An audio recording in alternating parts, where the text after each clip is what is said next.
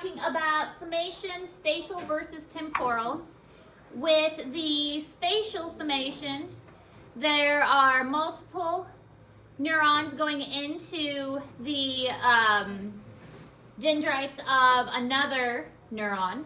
And when they are all sending signals and the signals come together and add together, then that is a spatial summation. When it is one neuron that is sending multiple signals many times, that is a temporal summation. Okay. Postsynaptic potentials. There was something called, we mentioned the excitatory postsynaptic potential and inhibitory one.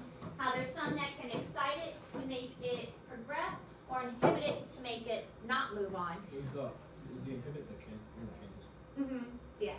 But it cancels out the signal.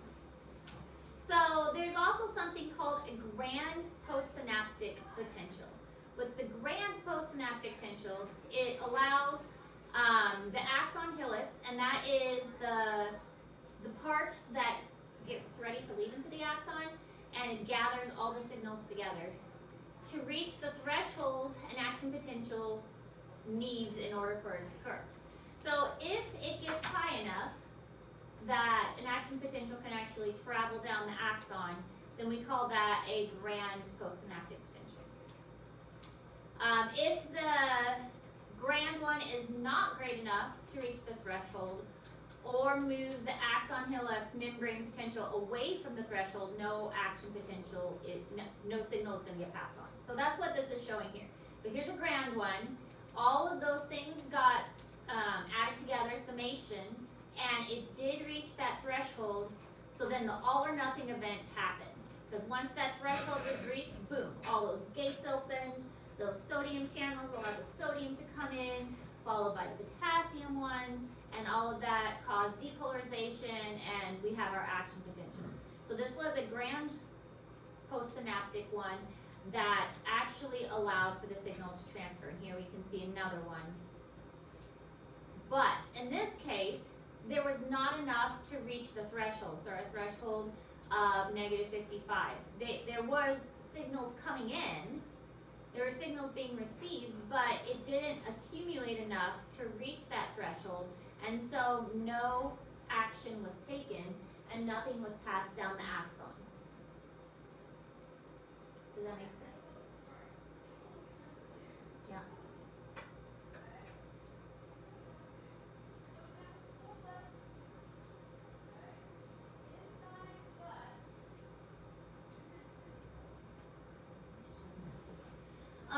If you are going to the cadaver tour, let's try and have those signature forms to me by next Wednesday, so I can get an idea of, well, Wednesday's not a lot of time.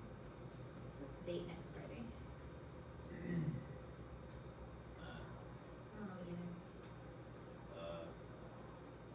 don't know either. Yeah, okay. Try and get them to me by the 23rd, next Friday. Signature forms by the 23rd.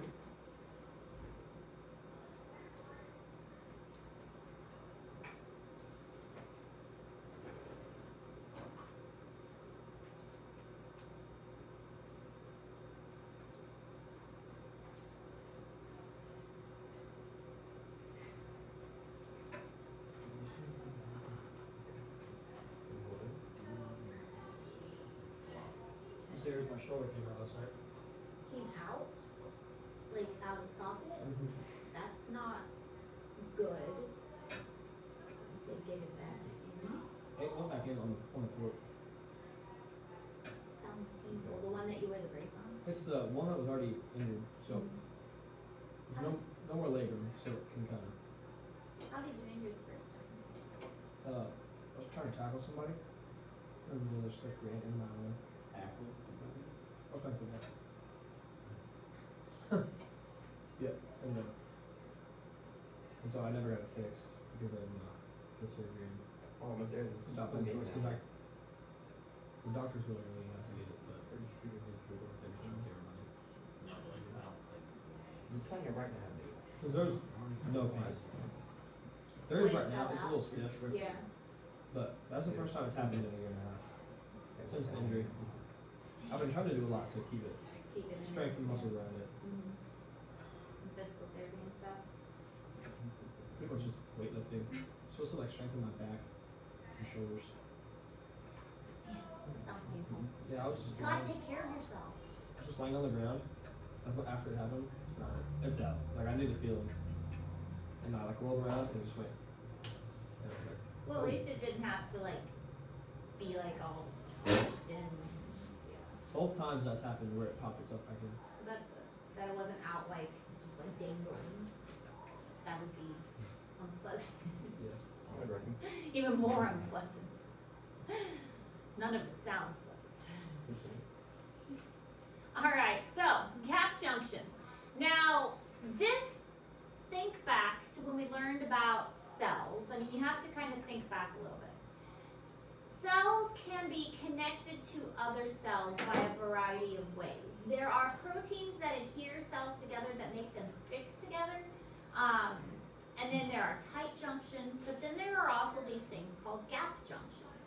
Gap junctions are like little protein tubes that stick two cells together side by side, and it joins their cytoplasm together. So this is not even necessarily a neuron. It is just two cells that are side by side that are stuck together, and their cytoplasms are connected. So that's what we're going to talk about here for a moment, is the gap junction and how important gap junctions are with some signal transfer. Because if cells have to talk super fast, like cells of the heart for instance, then they are going to have gap junctions that allow the information to get from one place to the next really quick. Another example is communication between the glial cells and the central nervous system. So you have the central nervous system, again, which is the brain and spinal cord, and those cells need to talk very, very fast. And so they might have these gap junctions between them that is going to allow information to pass directly from cell to cell with no axon in between. So they're found to some extent in most cells of the body. There are some exceptions because cells that are freely movable, like red blood cells that are moving all the time, sperm that are moving, those things are not going to be tightly adhered to anything, so they're not going to have a gap junction cell. But they're useful for creating a unified response, such as the cardiac again, like when the heart needs to beat and that signal needs to travel fast. Smooth muscle tissue when it needs to contract in a certain pattern. Modulating the neurons.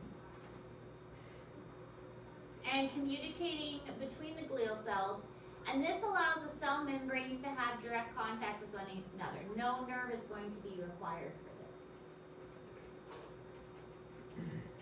And this little picture just shows what it looks like. This is like a cross-section view, and this is a straight-on view looking at one cell, and then you go through that little hole and you meet another cell, almost like a little tongue from one cell to the next.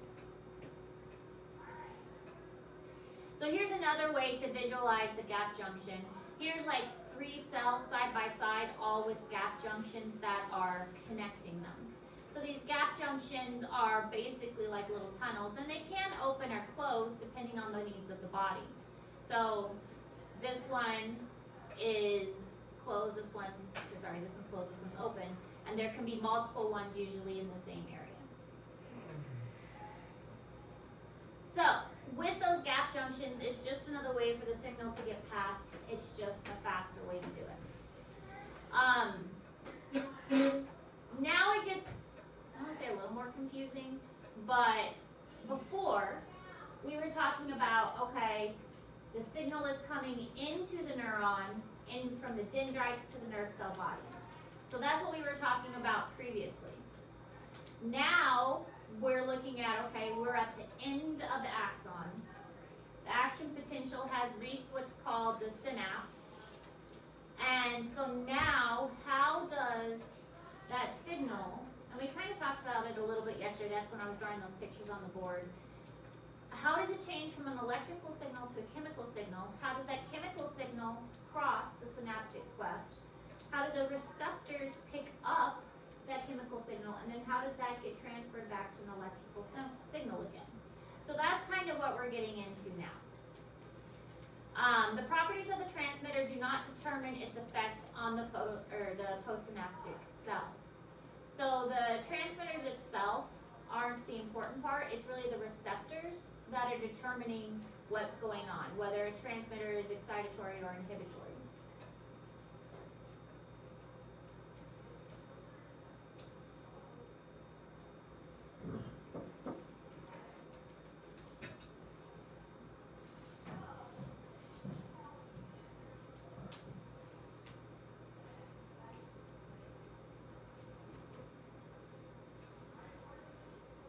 I've missed a decent amount of notes this year. I'm at 36 pages.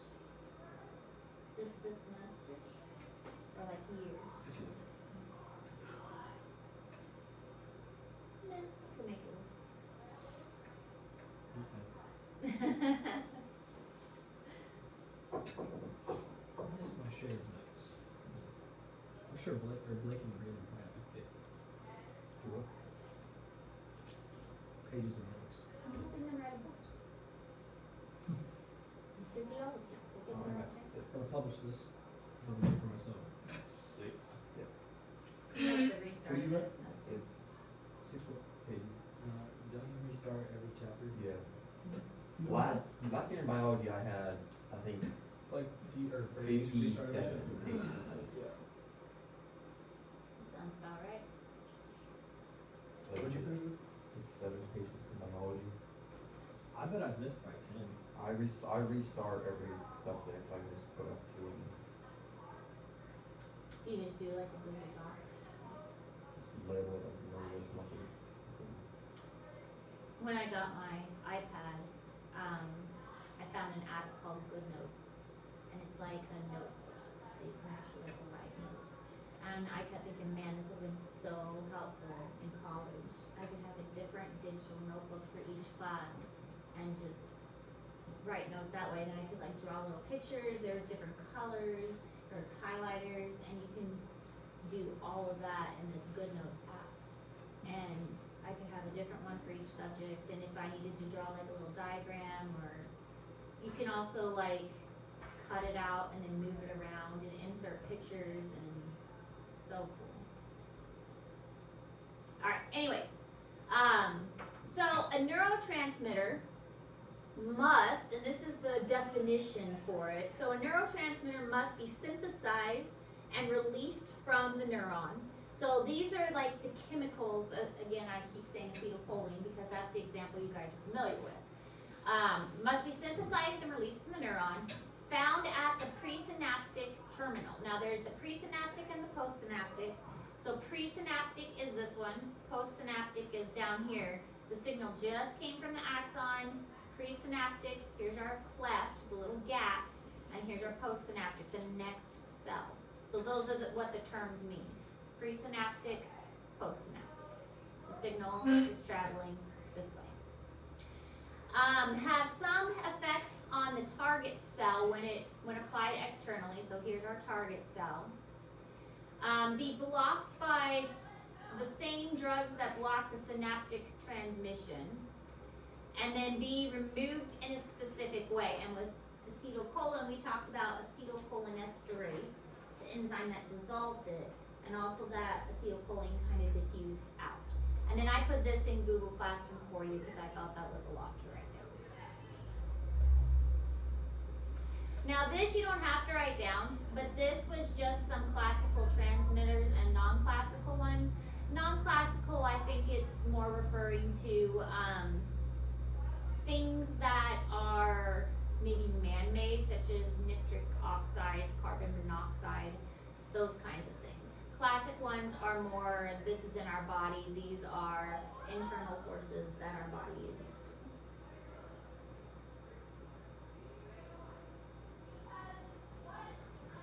Alright, so chemical synapses. They transfer the action potential to the target cell membrane via neurocrines or neurotransmitters. So neurocrines are the chemical transmitters itself, like acetylcholine. That's basically what a neurocrine is. So like all of these that all of the ones that were on the other slide, the examples, those were neurocrines.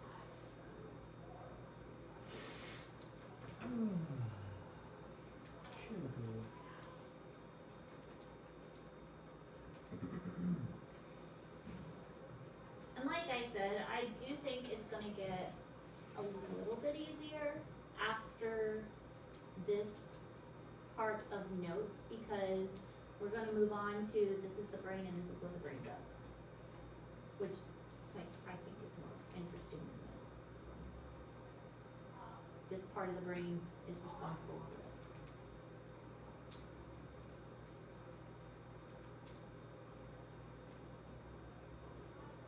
This is definitely the hardest stuff of this chapter. Action potentials, synaptic clefts.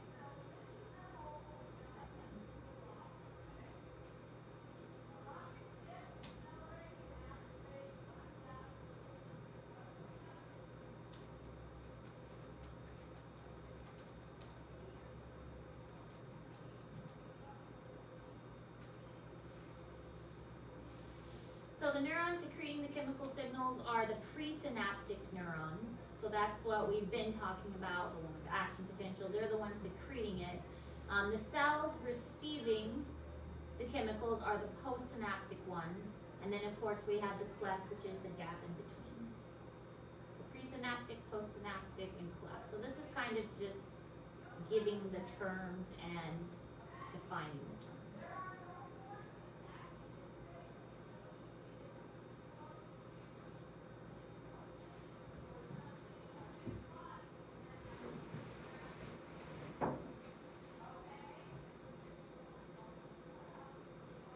She just tells me to shut up.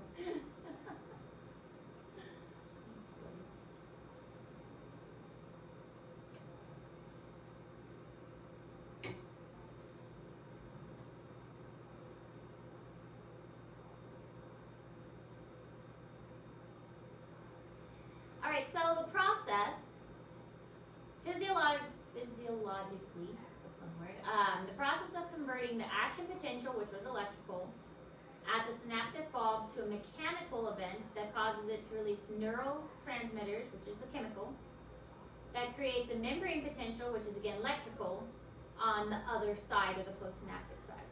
So basically, going electrical to chemical to electrical.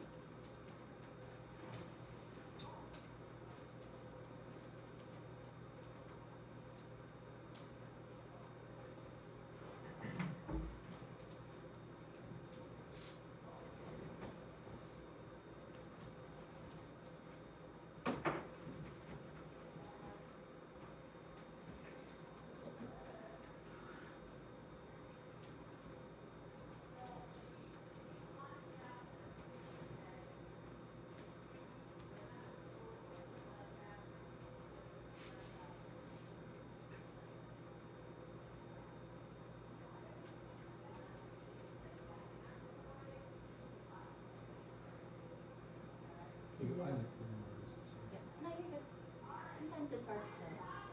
You guys are working on something else or you're still taking notes.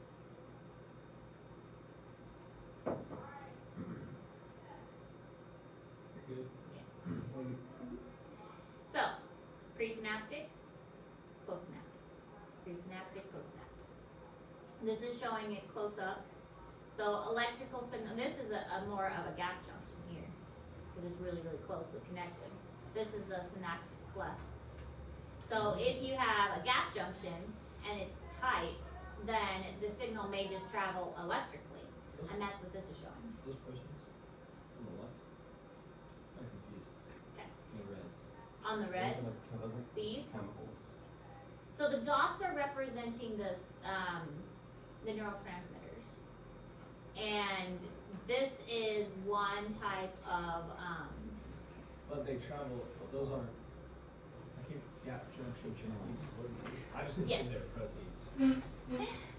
So, let me start over here and I'll work my way across. This is the gap junctions. So if a neuron has an action potential that's coming down, sometimes it doesn't need to change over to chemical. If it has a gap junction where they're tightly together, the signal can just be electrical and maintain electrical. So the electrical charge can just keep going straight through. That's what this is representing. And so these are proteins because the gap junction is made of proteins. Does that make sense and clarify a little better? Okay. So this one is more of the typical one that we were talking about with the muscle and the neuromuscular junction. This is a chemical synapse. And so for the chemical synapse, we have to transfer it from an electrical signal to a chemical signal and then back to an electrical signal again. This one, it just stays electrical the whole time because we have a gap junction and it's connecting the two cells together. Here's our synaptic cleft, but we don't even need the synaptic cleft because the signal just goes through. This one, we've got these vesicles which contain the neurotransmitter, and they get released by exocytosis into the synaptic cleft. So this is our presynaptic.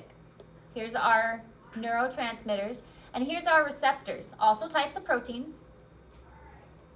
And they will pick up the neurotransmitter. And when they pick up the neurotransmitter, they are going to release, in this case, the neurotransmitter is opening so that these red ones can be sent through. And the ions are going to flow in so that the chemical signal can continue. Does that make sense? The receptors are going to stay closed unless the neurotransmitters activate them. So this is closed, this one's closed, because there are no neurotransmitters on them. They open up when the neurotransmitters attach to them and allow the ions to flow through. And that's going to allow the signal to continue. This shows the process as well. This one I put in Google Classroom for you. It had a pretty good picture and it had a step-by-step instruction. And I liked that the instructions matched up to the picture. So I put this in Google Classroom because the two matched up pretty well. So the action potential depolarizes the axon terminal. So here's our axon terminal. Here's our other cell. And then we've got our 2 here. The voltage gauge calcium influx into the synaptic bulb. So we're going to have calcium come in. That's what these are doing. Calcium's coming in. That's why one of the reasons calcium is important. Calcium triggers the secondary messenger, and that is going to bind to our vesicles here, our synaptic vesicles that have the neurotransmitters inside. They're going to come and release the neurotransmitter materials, the chemicals, this is our chemical, into the synaptic cleft. And then at 4, the signal is going to be picked up by the receptors. So the chemical is picked up by the receptors. Does that make sense? I don't know. Can you? Yes. Yes. And I got a video. That'll hopefully help. Alrighty then. Sometimes videos help. Oftentimes videos help. Videos are better than this. I agree. Well, I do videos a lot. Or I try to anyways.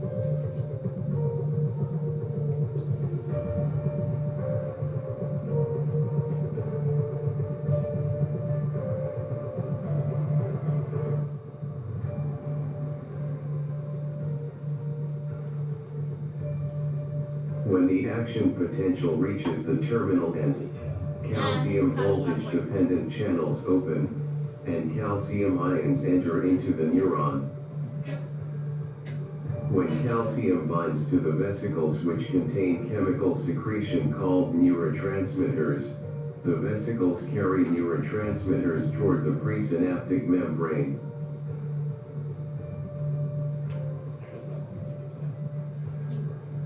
The neurotransmitters are then released into the synaptic cleft by exocytosis. If neurotransmitters bind to receptors, corresponding to Na+ chemical-dependent channels located on the postsynaptic membrane, these channels open and allow the flow in of Na+, creating an excitatory postsynaptic potential or EPSP. If neurotransmitters bind to receptors, corresponding to K+ chemical-dependent channels, these channels open and allow the flow out of K+, creating an inhibitory postsynaptic potential or IPSP. If neurotransmitters bind to receptors, corresponding to Cl- chemical-dependent channels, these channels open and allow the flow in of Cl-, creating also an inhibitory postsynaptic potential or IPSP.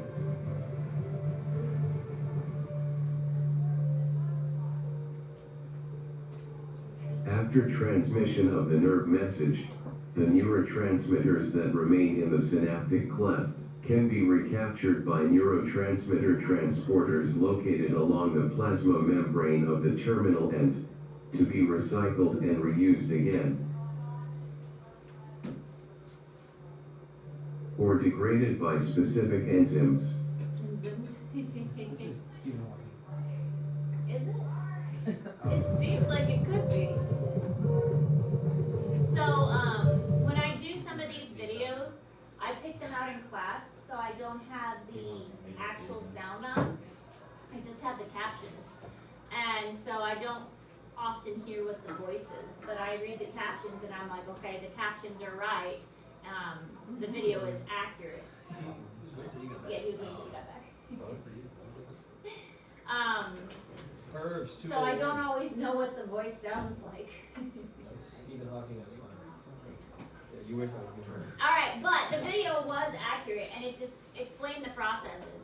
The chemicals released are one thing, but it's really the receptors that the chemicals bind to that determine what kind of response is picked up. If it binds to a receptor that is going to inhibit, or if it binds to a receptor that is going to excite the postsynaptic. The dancing brother was good. No. I don't think it did. Bryce is You never just all got a good little at walk. weights. I did get a little walk, this is true. So this is in Google Classroom, and again, step-by-step instructions that explains the process. I feel like I've seen very much of this. Sorry. So, step-by-step instructions that explain the process that makes it a little easier to understand.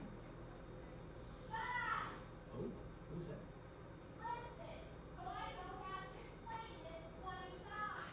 Okay. Nope. I like this microphone. What'd you say? Maybe I should be more aggressive. I think you should not. Yeah, I don't mind. I don't know what I like. No, I don't need to be aggressive. You guys are good.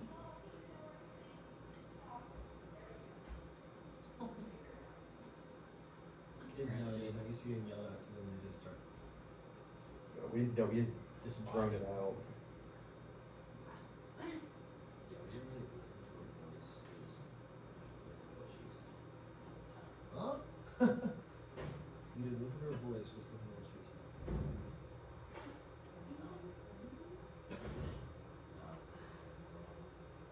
Okay. That makes sense. She's just not next. She's too Tracy wrestling. Miss had to find me. What was it? Yeah, yesterday Tracy and Isaac and Sam got in trouble. What did they do? I don't know. She took them to the comments. Oh, it's like no, because they were called what was it? Is neurocrines a word? Neurocrines, He doesn't say it. They were Because called on here it just says I'm misspelled. they were called little punks, and that they need to get their act in line. So, I don't know, like, but they were basically told to stop like goofing off in class and stuff.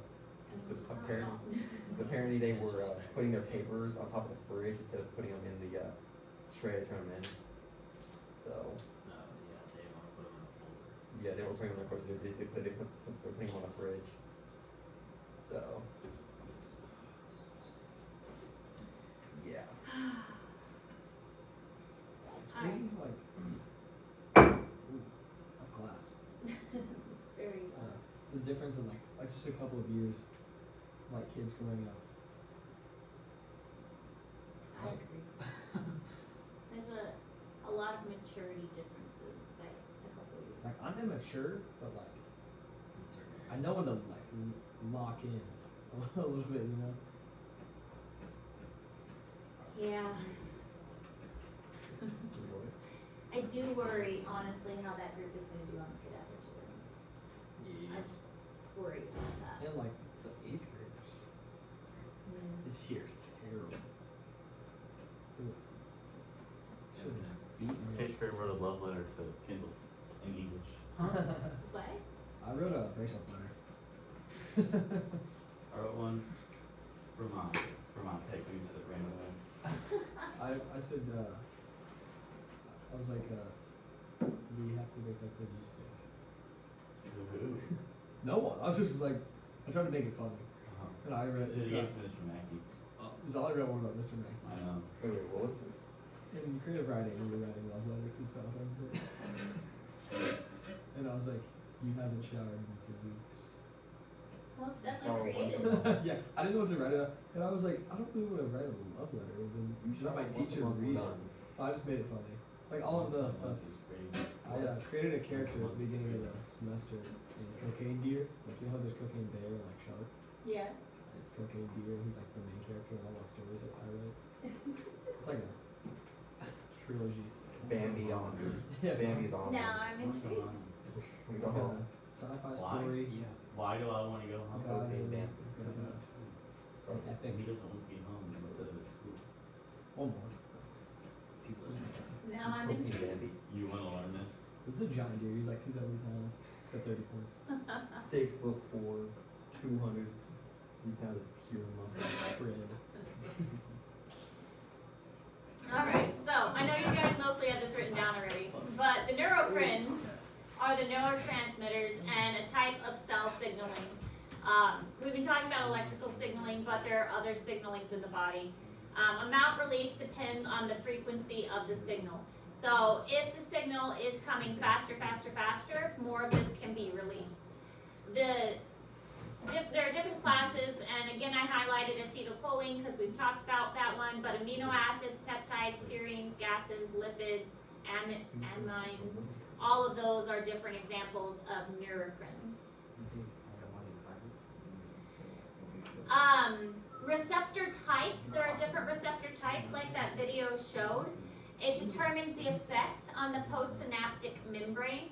You can have one that opens sodium channels, you can have one that opens potassium or chlorine channels, and each one will bind, have a neurocrine bind to it, and depending on the receptors in the area and what kind of neurocrine is released, then that is going to determine which receptors open. So there are multiple subtypes, which are called isoforms of receptors for each neurotransmitter. So every neurotransmitter is going to have multiple receptors, and this is going to, it could be the, I can't actually see that word, it's so small. Ionotropic, which is an ion channel, or metabotropic. Ionotropic is if like an ion's going to go through. Remember, ions are like a sodium ion, a potassium ion. Those are ions. So you could have a receptor that allows an ion to go through, or you could have a receptor that allows something else to go through, like other chemicals or things. And those are called G protein coupled reactors, or GPCR, because science wants to make everything complicated. This allows for one neurotransmission to have multiple effects. So one signal can have multiple effects on the synaptic cleft and the receptors that are received from it.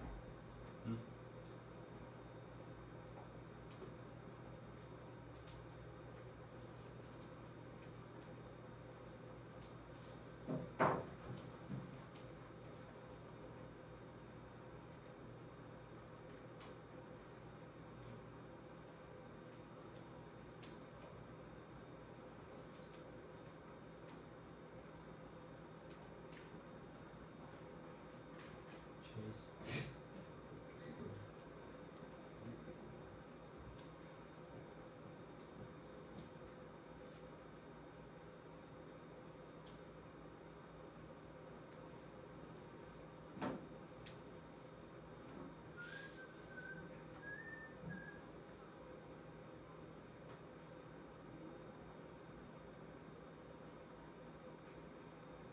So here's another fun word, two actually, cholinergic and nicotinic.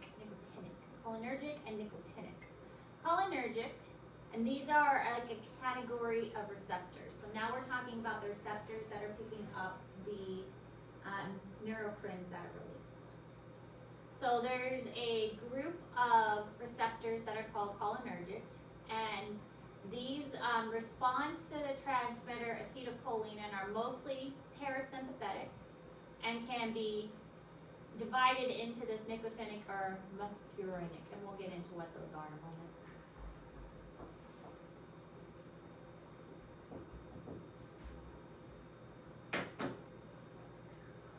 But that's like a grouping of receptors. And why they couldn't give them easier names, I'm not sure.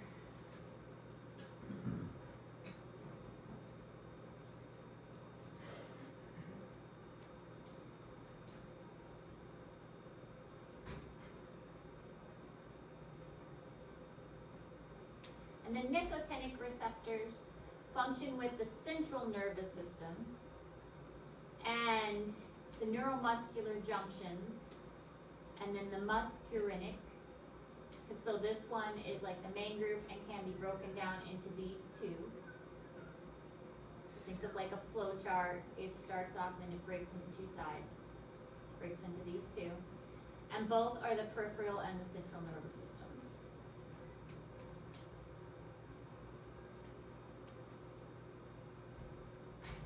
So they bind acetylcholine, but their binding events are very different.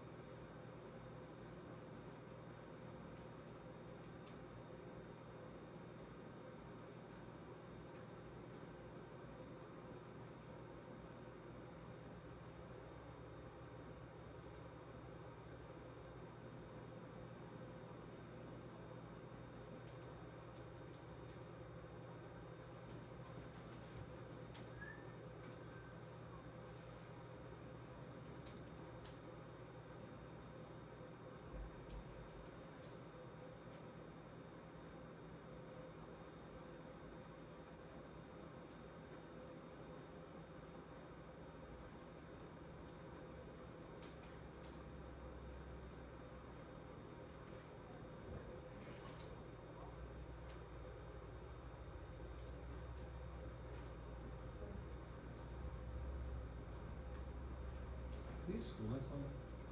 No, President's Day. The next Monday. What? The next Monday.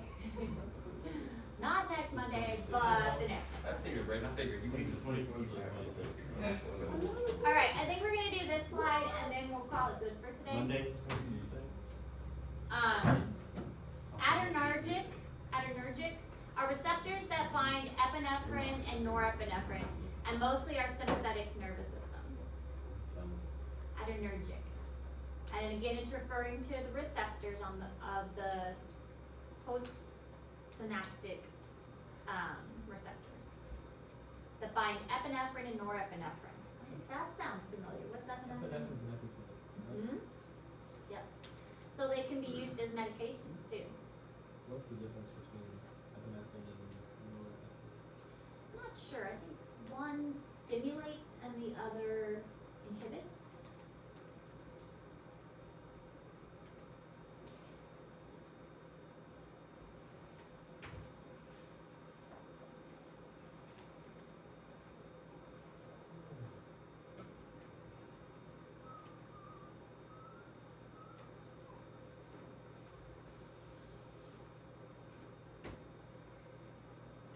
And we're gonna go ahead and stop here. The bell's gonna ring in about 5 minutes, and I don't wanna, because the next slide is a lot.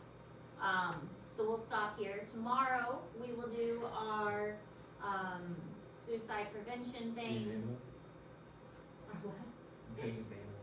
And then on Friday, you will have that assignment that you work on, which isn't too difficult. I mean, maybe a little like time consuming, but not like hard. Next Friday's actually? This Friday. Oh, this one? Yeah. Yeah, it's not that difficult. Yeah, it's pretty easy. And then we'll get back on track with things on Tuesday of next week. Questions? Oh, I was gonna tell you guys though, I finally found somebody who had cooler animals than me. One of the Pet store? nurses at the hospital actually had 2 capuchin monkeys. How do you I know get, what like, monkeys. certified to own monkeys? I asked her that because, I mean, I was curious. I thought I had really cool animals. And when she first told us, I was like, you're kidding, right? And Monkeys she for had sale. photos that she showed me of her monkeys. And I guess where she lived, like in the county she lived at, they didn't require a permit. And the, so I asked